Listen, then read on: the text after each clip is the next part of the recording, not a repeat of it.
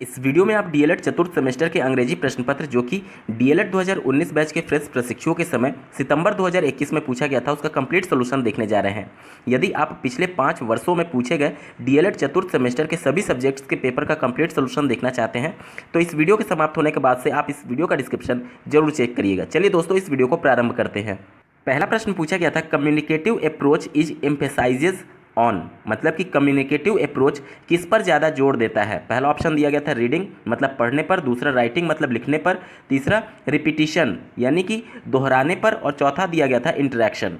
तो जैसा कि प्रश्न में कम्युनिकेटिव अप्रोच के बारे में पूछा गया, नाम से ही आपको स्पष्ट हो रहा है कि कम्युनिकेट करना, किसी दूसरे से बातचीत करना। तो बातचीत कैसे करेंगे? जब आप किसी दूसरे से इंटरेक्ट होंगे। तो कम्युनिकेटिव अप्रोच जो होता है वो इंटरेक्शन पर एम्फेसाइज मतलब कि जोड़ देता है। पहले का ऑप्शन नंबर 4 इंटरेक्शन सही उत्तर हो जाएगा। दूसरा प्रश्न पूछा गया था, सिलेबल इज सराउंडेड बाई, मतलब सिलेबल किससे घिरे होते हैं। सबसे पहले तो आपको सिलेबल समझना होगा कि सिलेबल कहते किसे हैं। तो इंग्लिश में जब भी किसी शब्द को उच्चारित किया जाता है, किसी भी शब्द को उच्चारित करते समय जितनी बार वॉवेल यानी कि स्वर उसमें उच्चारित होगा उतना ही उसमें सिलेबल काउंट किया जाएगा। जैसे कि एक वर्ड मैं बोलूँ फ्री, यहाँ पर ध्यान देने वाली बात यह है कि मैं फिजिकल वॉवेल की बात नहीं कर रहा, क्योंकि फिजिकल वॉवेल की अगर बात की जाए तो इंग्लिश में ए ई आई और यू 5 वॉवेल माने जाते हैं, ए ई आई ओ यू। मैं इसकी बात नहीं कर रहा। उच्चारण करते समय यानी कि प्रोनाउंसिएशन करते समय जो भी वॉवेल आएंगे, जैसे कि मैंने शब्द बोला था फ्री, तो देखिए यहाँ पर देखा जाए फिजिकली 2 वॉवेल आ रहे हैं, ई और ई 2 बार आ रहा है, ठीक है, FREE में, लेकिन यहाँ पर 2 सिलेबल नहीं माने जाएंगे। जब आप इसको प्रोनाउंसिएट करेंगे मतलब उच्चारित करेंगे तो क्या होगा? फ्री होगा। तो यानी फ के नीचे र और बड़ी ई की मात्रा, यानी कि यहाँ पर स्वर कितने आ रहे हैं? एक बड़ी ई आ रहा है, तो यहाँ पर एक सिलेबल माना जाएगा। जबकि आप फिजिकली देखेंगे तो FREE में 2 वॉवेल आ रहे थे, लेकिन फिजिकली नहीं देखना है, कितने उच्चारण करते समय आपके स्वर आ रहे हैं। FREE यानी फ्री में बड़ी ई की मात्रा आ रही है, एक स्वर आ रहा है, इस वजह से फ्री में एक सिलेबल होगा। इसी प्रकार से दूसरा वर्ड मैं उदाहरण लूँ, क्राई, CRY, जिसे हम लोग क्राई जनरली बोलते हैं लेकिन एक्चुअल में वो क्राई होता है, ठीक है। तो क्राई CRY में देखेंगे तो कोई भी वॉवेल नहीं है, तो क्या इसमें सिलेबल नहीं होगा? नहीं, कोई भी ऐसा वर्ड ही नहीं है जिसमें सिलेबल ना हो। तो फिर ये कैसे पॉसिबल है कि CRY में कोई भी वॉवेल नहीं है और उसमें सिलेबल है? तो देखिए, जब आप उसको प्रोनाउंसिएट करेंगे, उच्चारित करेंगे, तो क्राय में क के नीचे र और आ की मात्रा लग रही है, क्रा, आ की मात्रा लग रही है। आ जो होता है वो स्वर होता है, यानी कि वॉवेल होता है। तो उच्चारण करते समय जितने वॉवेल आपके आएंगे वहीं उसमें सिलेबल माना जाता है। तो यहाँ पर प्रश्न में आपसे पूछा गया था कि सिलेबल इज सराउंडेड बाई, मतलब सिलेबल घिरे होते हैं तो वो हमेशा वॉवेल्स से घिरे होते हैं। दूसरे का ऑप्शन नंबर 1 वॉवेल्स सही उत्तर हो जाएगा। तीसरा प्रश्न पूछा गया था, what is the general order of language learning, मतलब किसी भाषा को सीखने के लिए जो सामान्य क्रम होता है वो क्या होता है। तो सबसे पहले आप अपने आम जीवन में ही देख सकते हैं, बच्चा सबसे पहले सुनता है। जब बच्चा पैदा होता है तो सबसे पहले आसपास के लोगों को सुनता है, उसके बाद से वो धीरे धीरे बोलना सीखता है, उसके बाद से किताबों को देख करके उसमें चित्र को पहचानता है और धीरे धीरे शब्दों को पहचानना सीखता है, यानी कि वो पढ़ना सीखता है, और सबसे अंत में वो लिखना सीखता है। तो किसी भी भाषा को सीखने के लिए जो सही क्रम होता है वो पहले सुनना, बोलना, पढ़ना और लिखना होता है, और इसी को इंग्लिश में LSRW बोलते हैं, लिसनिंग, स्पीकिंग, रीडिंग और राइटिंग। तीसरे का option number 1 listening, speaking, reading, writing सही उत्तर होगा। चौथा प्रश्न पूछा गया था, नाउन फॉर्म ऑफ नो, यानी कि नो जो वर्ड है इसका संज्ञा रूप क्या होगा। किसी भी शब्द के इंग्लिश वर्ड के हिंदी मीनिंग में अगर अंत में ना आता है तो वो क्रिया होती है। जैसे कि देखिए यहाँ पर वर्ड क्या दिया गया? नो दिया गया। नो मीन्स जानना। देखिए शब्द के अंत में ना आ रहा है तो वो हमेशा क्रिया होगी, यानी कि वर्ब होगा। अब देखिए नो वर्ब हो गया, उसके बाद से नो का जो सेकंड फॉर्म होता है यानी वर्ब की सेकंड फॉर्म न्यू होती है, जो कि ऑप्शन नंबर 3 में दिया गया, न्यू, KNEW। और नो का थर्ड फॉर्म होता है नोन होता है, जो कि ऑप्शन नंबर 1 में दिया गया है, KNOWN। तो पहला और तीसरा ऑप्शन तो ऐसे ही कट गया क्योंकि ये वर्ब की ही फॉर्म है। अब आते हैं दूसरे ऑप्शन पर। दूसरा ऑप्शन दिया गया नॉलेजेबल। नॉलेजेबल का हिंदी में अर्थ होता है ज्ञानी या फिर जानकार। ज्ञानी या फिर जो जानकार शब्द है यह किसी दूसरे आदमी की विशेषता बताने वाले शब्द होते हैं। जैसे कि अगर मैं इंग्लिश में इसको बोलूँ, he is a knowledgeable person, मतलब कि वह एक ज्ञानी पुरुष है, ज्ञानी आदमी है। तो जो ज्ञानी वर्ड है वो किसकी विशेषता बता रहा है? आदमी की विशेषता बता रहा है। तो जो किसी संज्ञा या फिर सर्वनाम का विशेषता बताता है उसको क्या बोला जाता है? एडजेक्टिव बोला जाता है। तो जो नॉलेजेबल वर्ड है वो एडजेक्टिव है। और साथ में आप ये भी ट्रिक याद रखिएगा कि किसी भी इंग्लिश वर्ड में अगर अंत में ABLE लगा हुआ है तो वो हमेशा एडजेक्टिव होता है। देखिए नॉलेजेबल के अंतिम में ABLE लगा हुआ है तो ये वर्ड क्या हो गया? एडजेक्टिव हो गया। प्रश्न में आपसे नाउन पूछा गया था। ऑप्शन नंबर 4 बचता है नॉलेज, जो कि आपका सही उत्तर होगा, नाउन होगा। अब ये कैसे होगा? देखिए नॉलेज का हिंदी में मतलब होता है ज्ञान। ज्ञान को आप छू नहीं सकते, सिर्फ महसूस कर सकते हैं। एब्स्ट्रैक्ट नाउन की ये परिभाषा कहती है कि जिसे हम ना तो देख सकते हैं ना तो छू सकते हैं, सिर्फ महसूस कर सकते हैं, वो एब्स्ट्रैक्ट नाउन होता है। नॉलेज यहाँ पर एब्स्ट्रैक्ट नाउन है। प्रश्न में आपसे नाउन के बारे में ही पूछा गया था, तो चौथे का ऑप्शन नंबर 4 नॉलेज सही उत्तर हो जाएगा। पांचवा प्रश्न पूछा गया था कंप्लीट द फॉलोइंग सेंटेंस, और वाक्य आपको दिया गया है dash words that he spoke were sincere, मतलब कि शब्द जो उसने बोले वो सिंसियर थे। यहाँ पर देखिए सिंसियर जो है वो अपने आप में एक पॉजिटिव सेंस दे रहा है, ठीक है। और आपको 4 ऑप्शन दिए गए हैं, फ्यू, लेस, द फ्यू और ए फ्यू। यहाँ पर चारों में से कोई एक आपको फिल करना है, जो कि सभी कन्फ्यूजन वाले हैं। दूसरा ऑप्शन जो दिया गया है लेस, जिसका मतलब होता है कम, मतलब कि कम वर्ड्स उसने बोले जो कि सिंसियर थे, जो कि अपने आप में ही सटीक नहीं लग रहा है, यानी कि लेस नहीं फील होगा। अब देखिए फ्यू, द फ्यू और ए फ्यू में माइनर सा डिफरेंस होता है। फ्यू का यूज वहाँ पर किया जाता है जहाँ पर ना के बराबर संभावनाएं हो। जैसे कि अगर एक सेंटेंस में बोलूँ few people have done this work, मतलब ना के बराबर लोगों ने इस काम को किया है। लेकिन यहाँ पर चूंकि सिंसियर यूज किया गया था जो कि पॉजिटिव सेंस में था, तो ये पूरा जो सेंटेंस है ये पॉजिटिव सेंस में होना चाहिए। लेकिन फ्यू कब यूज किया जाता है? जब निगेटिव सेंस में, जहाँ पर ना के बराबर संभावनाएं बची हो, तो यहाँ पर फ्यू फिल नहीं होगा। और चौथा ऑप्शन देखिए ए फ्यू यूज किया गया है। ए फ्यू का मतलब होता है कि कुछ, सम के सेंस में यूज किया जाता है कुछ, और पॉजिटिव सेंस में यूज किया जाता है। जैसे कि अगर मैं एक उदाहरण बोलूँ, a few people had done this work, मतलब कुछ लोग यह काम कर चुके हैं, कुछ लोग यह काम कर चुके हैं। तो यहाँ पर देखिए कि अगर मैं ये बोलूँ कि a few words that he spoke were sincere, मतलब कि कुछ शब्द उसने बोले जो सिंसियर थे, मतलब कि कुछ शब्द उसने बोले जो सिंसियर थे, ये भी सटीक नहीं लग रहा है। अगर आप तीसरे ऑप्शन की बात करें द फ्यू, तो द फ्यू का यूज वहाँ पर किया जाता है जहाँ पर इस प्रकार का सेंस निकले कि कुछ या कुछ से थोड़ा ज़्यादा, या फिर जो कुछ भी थोड़ा, मतलब कि जो कुछ भी थोड़ा। यहाँ पर अगर मैं द फ्यू का यूज करूँ तो हो जाएगा the few words that he spoke were sincere, मतलब कि जो कुछ भी थोड़े शब्द उसने बोले वह सिंसियर थे। ये सबसे ज़्यादा सटीक लग रहा है। देखिए अगर इसका अर्थ निकाला जाए तो हो जाएगा कि जो कुछ भी थोड़े शब्द उसने बोले वह सिंसियर थे। The few words that he spoke were sincere. पांचवे का ऑप्शन नंबर 3 द फ्यू सही उत्तर हो जाएगा। अब बात करेंगे अति लघुत्तरीय प्रश्नों की। छठवां प्रश्न पूछा गया था complete the following sentence using correct preposition. एक वाक्य दिया गया है ही will be thankful dash you, dash में आपको करेक्ट प्रीपोजिशन भरने के लिए बोला जा रहा है। यहाँ पर टू और फॉर दोनों प्रीपोजिशन का यूज किया जाता है, लेकिन जो एप्रोप्रिएट आंसर होगा वो आपको टू फिल करना होगा। दोनों में थोड़ा सा डिफरेंस होता है, आप इसको समझ लीजिए। देखिए अगर मैं वाक्य बोलूँ he will be thankful to you, तो इसका मतलब होता है कि वह आपका आभारी रहेगा। अब देखिए अगर कोई पर्सन किसी पर्टिकुलर पर्सन की हेल्प करता है और डायरेक्टली वो उसको धन्यवाद या फिर आभार प्रकट करता है, तो वहाँ पर टू का यूज होता है। और डायरेक्टली हेल्प करने वाले का धन्यवाद ना करके किसी थर्ड पर्सन का धन्यवाद किया जाता है। जैसे कि अगर बोला जाए कि उस भगवान को धन्यवाद जिसने आपको मुझसे मिलवाया, या फिर जनरली हम लोग कभी कभी बोलते हैं कि उस माता पिता के चरणों में प्रणाम जिसने आप जैसे बेटे को जन्म दिया। तो आप डायरेक्टली उस पर्सन को धन्यवाद नहीं दे रहे हैं, उस पर्सन का आभार प्रकट नहीं कर रहे हैं जिसने आपकी मदद की है, बल्कि भगवान या फिर उस माता पिता को आप थैंकफुल बोल रहे हैं, यानी कि उनका आभार प्रकट कर रहे हैं। तो किसी थर्ड पर्सन को जब आभार प्रकट किया जाता है तो वहाँ पर फॉर का यूज किया जाता है, और जब डायरेक्टली जिस पर्सन ने आपकी हेल्प की है उसका आभार प्रकट किया जाता है तो वहाँ पर टू का यूज किया जाता है। जनरली आम बोलचाल की भाषा में हम लोग डायरेक्टली उस पर्सन को ही आभार प्रकट करते हैं जिसने हेल्प की होती है। इस वजह से आम बोलचाल की भाषा में आपको यहाँ पर एप्रोप्रिएट टू का ही प्रयोग करना होगा। तो आपका कंप्लीट सेंटेंस बन जाएगा he will be thankful to you. बात करेंगे सातवें प्रश्न की, करेक्ट द फॉलोइंग सेंटेंस। आपको वाक्य दिया गया है Mohini was the eldest of 2 sisters. यहाँ पर वाक्य को आपको सही करना है। यहाँ पर देखिए 2 सिस्टर्स की बात हो रही है, यानी कि 2 लोगों के बीच के कंपैरिजन की बात हो रही है। और जब भी 2 लोगों के बीच कंपैरिजन किया जाता है तो वहाँ पर कंपैरेटिव डिग्री का प्रयोग किया जाता है। लेकिन यहाँ पर वर्ड देखिए एल्डेस्ट यूज किया गया है, जो कि एल्डर का सुपरलेटिव डिग्री है। सुपरलेटिव डिग्री में 3 या फिर 3 से ज़्यादा लोगों के बीच में जब तुलना की जाती है तब वहाँ पर सुपरलेटिव डिग्री का यूज किया जाता है। लेकिन यहाँ पर सिर्फ 2 सिस्टर्स की बात की जा रही है, यानी सिर्फ 2 लोगों के बीच तुलना हो रही है। इस वजह से यहाँ पर कंपैरेटिव डिग्री होगा, यानी कि एल्डेस्ट हटा करके आपको एल्डर का यूज करना होगा। तो कंप्लीट सेंटेंस और करेक्ट सेंटेंस आपका बन जाएगा, Mohini was the Elder of the 2 sisters, यानी कि मोहिनी 2 बहनों में बड़ी थी।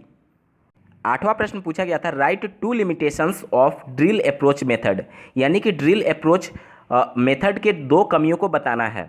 सबसे पहले समझ लीजिए कि ड्रिल मेथड होता क्या है। तो drill method state that we learn a thing by hearing, speaking, reading and writing it repeatedly, मतलब कि किसी भी चीज़ को या फिर किसी भी भाषा को सुन करके, बोल करके, पढ़ करके और लिख करके और बार बार इसको दोहरा करके ही सीखा जा सकता है, ये ड्रिल मेथड कहता है। तो इसकी कमियों के बारे में आपसे पूछा गया था, तो इसके बारे में आप लिख सकते हैं, drill method often make the student not very creative, मतलब कि एक ही चीज़ को बार बार बच्चा रटेगा, उसी चीज़ को बार बार दोहराएगा, पढ़ेगा, सुनेगा, बोलेगा, तो वही चीज़ बार बार वो करेगा, तो कोई क्रिएटिव चीज़ तो वो कर नहीं रहा है, बार बार रिपीटेडली उसी चीज़ को करेगा, तो बच्चा क्रिएटिव नहीं होता है। दूसरा लिमिटेशंस आप लोग लिख सकते हैं, one of the problem about drill is that they are fairly monotonous, मतलब कि एक ही चीज़ बच्चे रटते रटते मोनोटोनस हो जाते हैं, मतलब कि ऊब जाते हैं। 9वां प्रश्न पूछा गया था, combine the following sentences into compound sentence. यहाँ पर वाक्य दिया गया, make haste we shall miss the train. इन वाक्यों को जोड़ करके एक कंपाउंड सेंटेंस बनाना है। कंपाउंड सेंटेंस की ये प्रॉपर्टी होती है कि इसमें 2 मुख्य वाक्य होंगे और दोनों एक दूसरे से स्वतंत्र होंगे। यहाँ पर इसका मीनिंग हो जाएगा, जो आपको पूरा सेंटेंस दिया गया, make haste we shall miss the train, मतलब कि जल्दी करो वरना ट्रेन छूट जाएगी। तो यहाँ पर जो कंपाउंड सेंटेंस बनाते हैं उसमें पहला और दूसरा वाक्य दोनों एक दूसरे से स्वतंत्र होते हैं और बीच में एक कंजंक्शन का यूज किया जाता है, तो यहाँ पर और कंजंक्शन का यूज किया जाएगा, तो पूरा कंप्लीट सेंटेंस बन जाएगा आपका कंपाउंड सेंटेंस में, मेक हेस्ट और we shall miss the train. मैं फिर से रिपीट कर रहा हूँ, मेक हेस्ट और we shall miss the train, मतलब कि जल्दी करो वरना ट्रेन छूट जाएगी। यहाँ पर पहला मुख्य वाक्य है जल्दी करो और दूसरा मुख्य वाक्य है ट्रेन छूट जाएगी। दोनों का अर्थ निकालने के लिए किसी दूसरे सेंटेंस की आवश्यकता नहीं पड़ रही है, मतलब कि दोनों वाक्य जो हैं वह एक दूसरे से स्वतंत्र हैं और यही कंपाउंड सेंटेंस की प्रॉपर्टी होती है। 10वां प्रश्न पूछा गया था, change the following sentence into complex sentence. यहाँ पर वाक्य आपको दिया गया है, I saw a bounded dog, मतलब कि मैंने एक घायल कुत्ते को देखा। अब इसको आपको कॉम्प्लेक्स सेंटेंस में कन्वर्ट करना है। कॉम्प्लेक्स सेंटेंस की ये प्रॉपर्टी होती है कि इसमें एक मुख्य वाक्य होता है और उस पर एक डिपेंडेंट वाक्य होता है, मतलब कि उस पर एक आश्रित वाक्य होता है।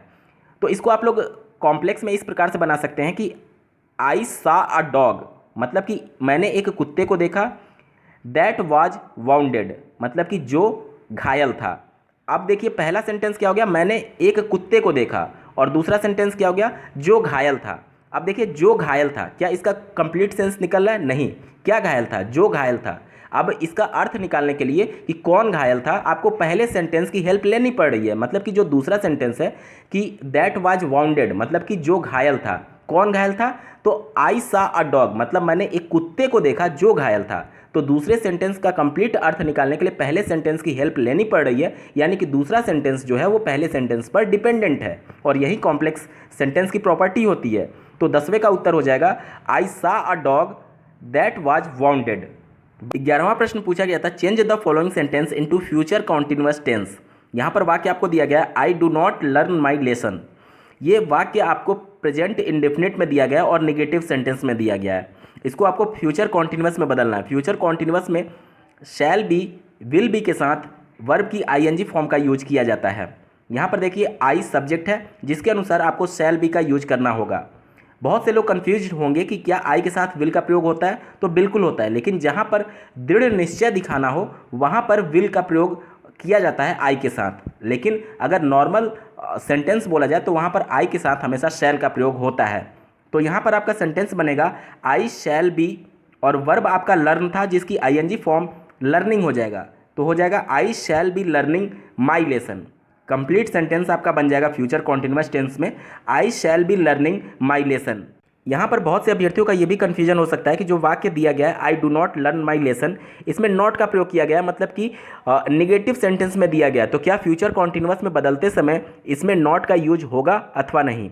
तो यहाँ पर प्रश्न में आपसे सिर्फ फ्यूचर कॉन्टिन्यूअस टेंस की बात की गई है, निगेटिव सेंटेंस में बदलना है इसके लिए नहीं बोला गया है। तो अगर आप नॉट यूज भी कर देते हैं तो भी आपका गलत नहीं होगा, लेकिन चूंकि निगेटिव की बात नहीं की गई है इसलिए आपको नॉट यूज नहीं करना है। अब बात करेंगे लघु उत्तरीय प्रश्नों की। 12वां प्रश्न पूछा गया था, write a letter to your brother advising him to work hard at his studies to get a first class, मतलब कि अपने पढ़ाई पर ध्यान देने के लिए ताकि वह फर्स्ट आ सके, अपने भाई को एक एडवाइजिंग लेटर आपको लिखना है। स्क्रीन पर आप देख पा रहे होंगे कि किस फॉर्मेट में लेटर लिखा जाता है। ये एक्चुअल लेटर नहीं है जो प्रश्न में पूछा गया था, मैं सिर्फ आपको फॉर्मेट समझाने की कोशिश कर रहा हूँ।